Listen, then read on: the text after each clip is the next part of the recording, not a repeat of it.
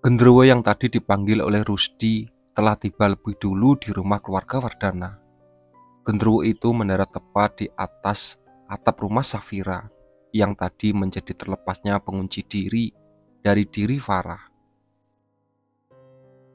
Farah berdiri di samping dia yang sejak tadi terus menatap langit-langit rumah tersebut. Raga kembali mendampingi Rosa bersama Yunus. Setelah menutup pintu kamar yang menjadi tempat bersembunyi Fikri, Zainal, dan yang lainnya. "Kamu tidak mau melihat langsung ke atap dari halaman, Di?" tanya Farah. Dia pun tersenyum. "Itulah yang dia harapkan, Far. Makhluk itu berharap aku keluar dari rumah ini agar bisa menyerang kalian semua yang ada di sini. Itulah alasannya mengapa dia tiba lebih awal daripada orang yang memerintahnya untuk datang ke sini," jawab dia. Farah pun langsung memeluk dia dengan lembut dari arah samping. Wanita itu ingin mencari ketenangan setelah sejak tadi terus saja melewati hal-hal yang tidak membuatnya tenang. Dan bagi Farah, ketenangan itu bisa ia dapatkan dengan cara memeluk dia selama mungkin. "Aku melihat semua makhluk halus yang tadi mendadak mendatangimu. Aku bahkan mendengar semua hasutan yang mereka bisikkan ke telingamu," ujar Farah mengakui sejak tadi berusaha disembunyikannya. Safira dan Irham bisa mendengar pengakuan itu dengan jelas. Begitu pula dengan Rosa, Raga, dan Yunus. Mereka merasa kaget namun tak berupaya untuk tenang. "Kamu benar-benar kuat karena tidak terpengaruh sedikit pun dengan hasutan dari makhluk halus itu. Padahal aku sendiri pun sudah hampir menangis ketika mendengar semua hal buruk yang mereka sampaikan kepadamu mengenai keluargaku. Tapi kamu tetap memilih menggenggam kuat pada apa yang kamu percayai. Meski bisikan mereka semua membuatku ingin dengan semua tragedi yang terjadi di keluargamu, aku tetap meneguhkan hatiku dan memilih untuk tidak berpaling." Dia membalas pelukan itu dan membiarkan Farah menggenggamnya dirinya lebih lama. Untuk apa berpaling? Setiap manusia jelas akan memilih sesuatu yang dengan keinginan hatinya. Jika tidak sesuai dengan keinginan hatinya, maka manusia tersebut tidak akan memilih dan justru akan mencari lagi sampai menemukan yang benar-benar sesuai dengan keinginan hatinya tersebut. Sejak kecil, aku tidak pernah menatap sesuatu hal yang hanya dari satu sisi. Aku akan menatap semua sisi sampai puas, hingga akhirnya benar-benar tahu mana yang harus aku pilih. Mengapa begitu? Karena terkadang ada beberapa hal yang bisa membuat kita buta, padahal kita tidak buta. Apa saja beberapa hal itu? Tipuan dan kebohongan. Bagaimana? Apakah kamu sekarang sudah paham mengapa aku memilih untuk tidak berpaling? Tanya dia sambil mengusap lembut rambut panjang Farah. "Iya, sekarang aku paham. Aku benar-benar memahami jalan pikiranmu.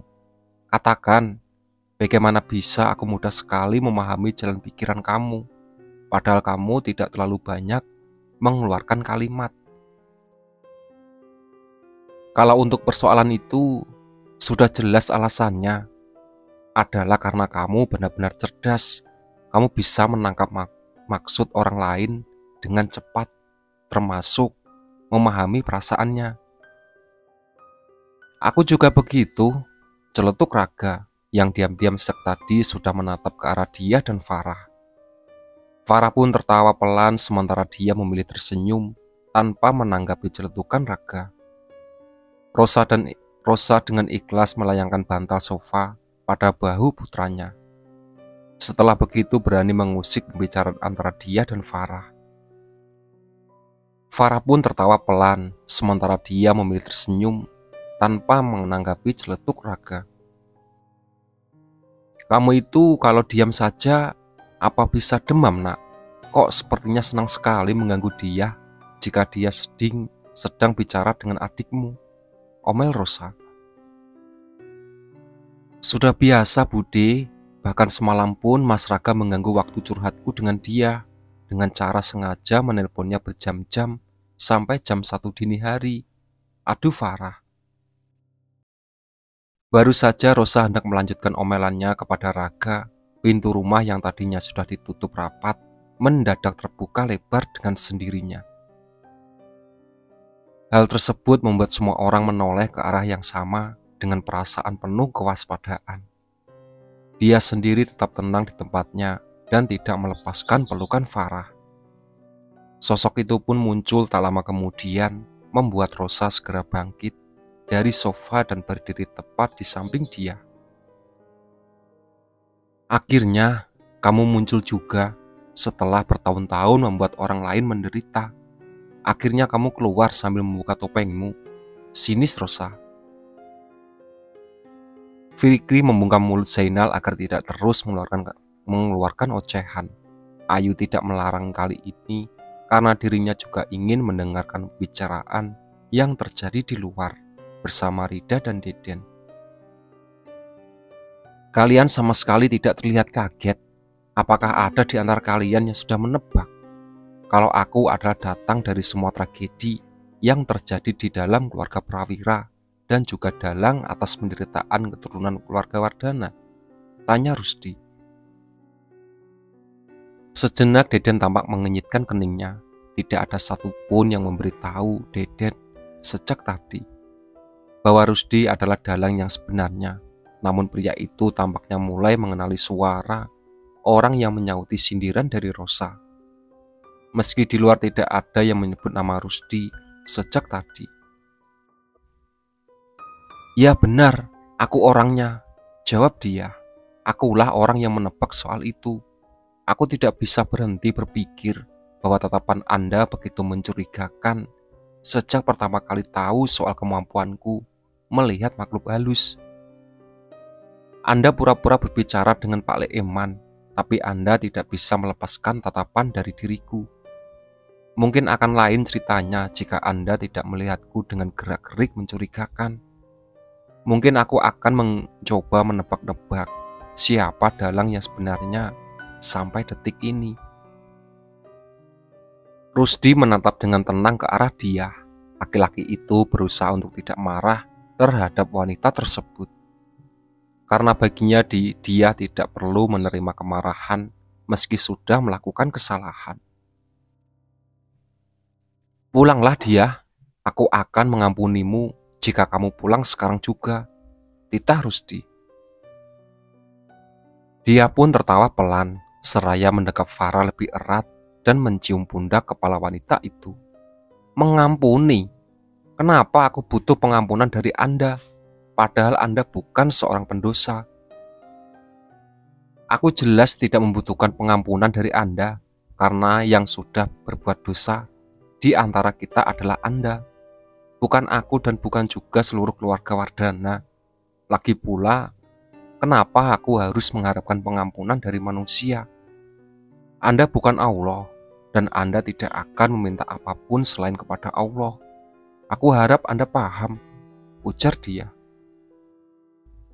Rusdi pun mengepalkan kedua tangannya dengan sangat erat, usai mendengar jawaban yang dia berikan. Amarahnya benar-benar memuncak dan tidak lagi bisa dibendung.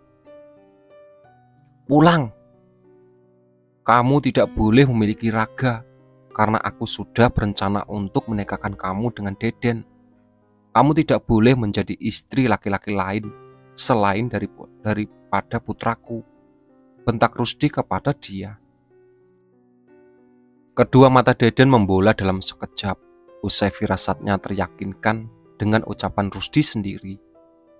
Pria itu langsung membuka pintu dan menatap marah ke arah Rusdi. Rusdi tampak kaget setengah mati ketika melihat Deden di rumah keluarga Wardana. Raga langsung mendekat pada Deden untuk menahan pria itu. Jadi, Bapak adalah dalang dari tragedi dan penderitaan bagi keluarga Wardana dan keluarga Prawira. Bukan kutukan yang membunuh anggota keluarga Prawira. Bapakku sendiri yang membunuh seluruh keluarga itu dan hanya menyelesaikan dia. Bapak, jawab Pak, amuk Deden.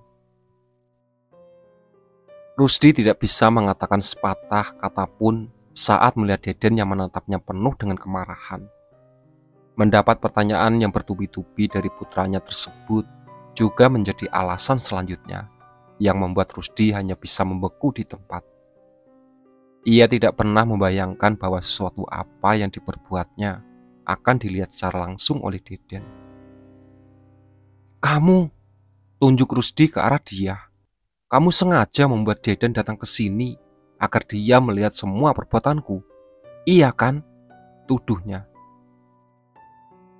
Jangan salahkan dia, Pak.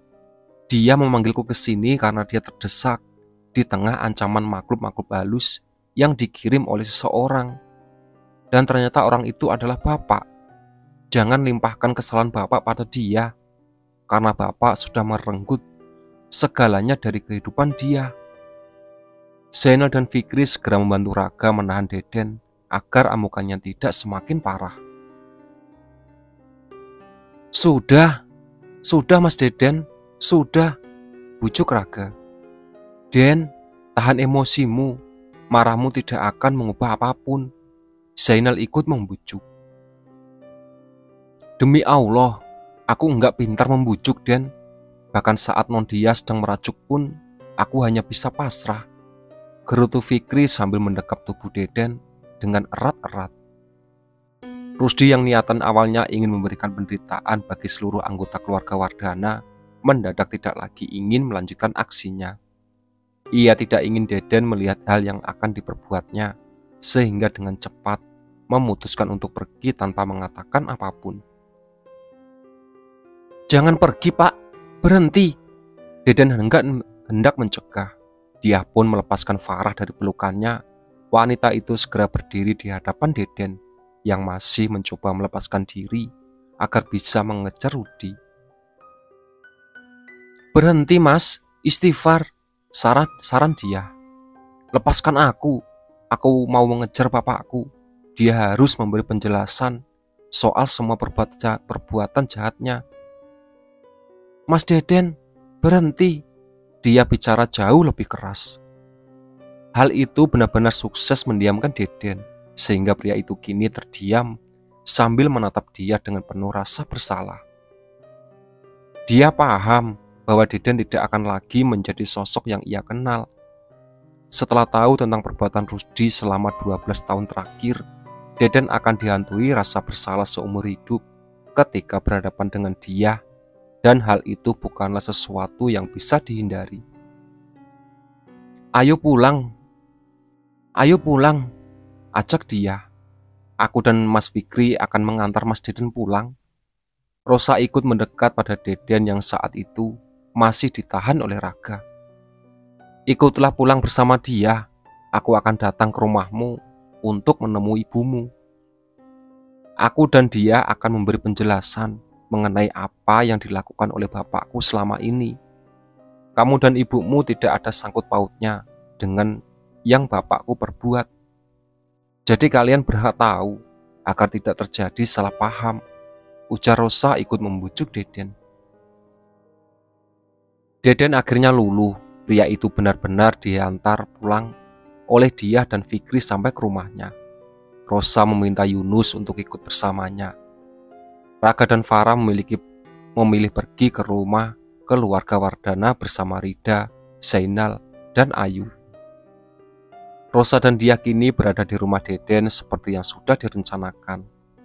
Setelah mengantar sampai ke hadapan Yunita, Yunus sendiri ikut bersama Fikri menuju ke rumah keluarga Prawira dan disambut oleh Eman serta Laila yang memberikan tatapan penuh cemas.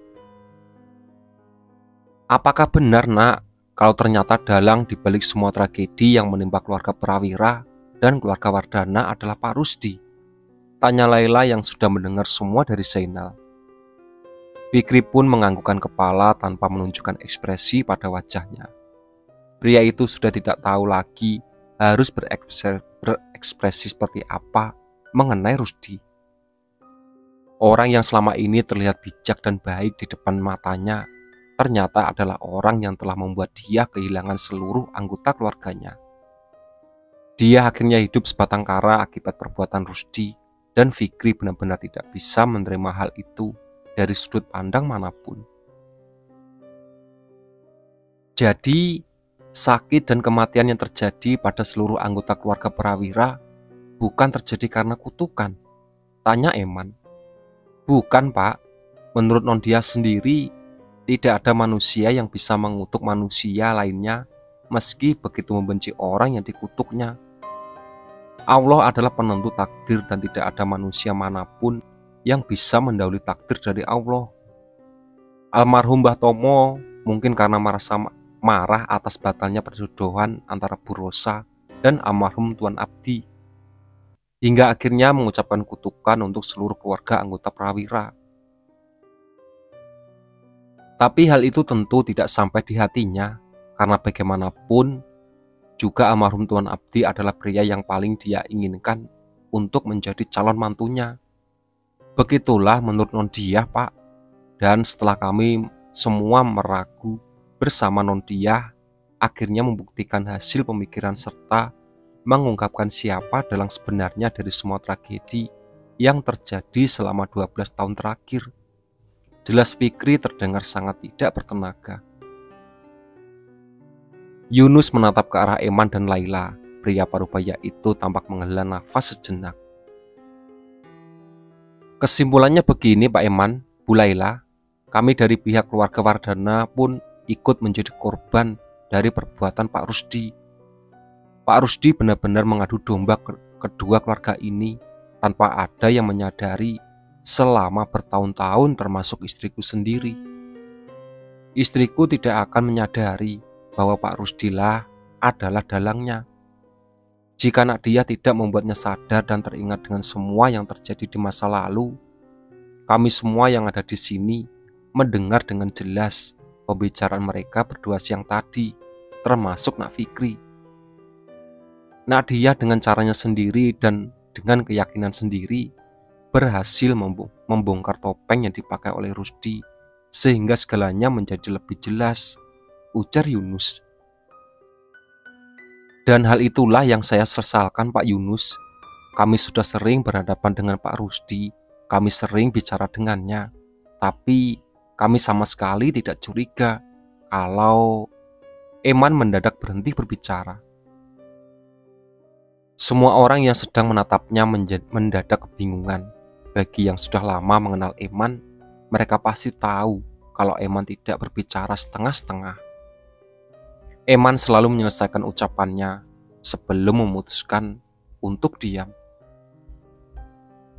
Astagfirullah, lirih Eman yang kemudian menoleh ke arah Laila. Ada apa, Pak? Tanya Laila tidak bisa menyembunyikan perasaan cemasnya. Itulah alasannya mengapa Pak Rusdi selalu lebih memperhatikan Nondia daripada almarhum Den Ardit dan Den Apri ketika mereka masih kecil. Dia memang sudah berencana jahat sejak jauh-jauh hari sebelum peristiwa sakitnya almarhum Tuan Besar Suryo terjadi. Dia sengaja membuat seakan kutukan dari almarhum Tuan Tomo terjadi pada keluarga ini ketika Nondia berusia 13 tahun.